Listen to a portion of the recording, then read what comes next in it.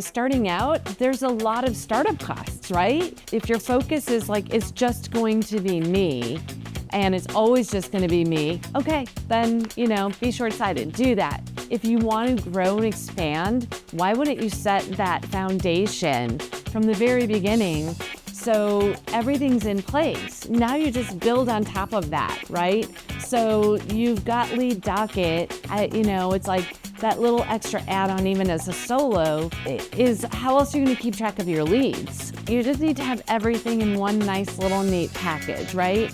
And don't be short-sighted. Like, you might save a few dollars using Adobe, but you're a solo practitioner.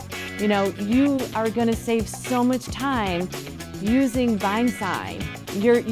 It's streamlined, and you're doing everything yourself. You might spend a few more dollars initially, but you're saving so much more time.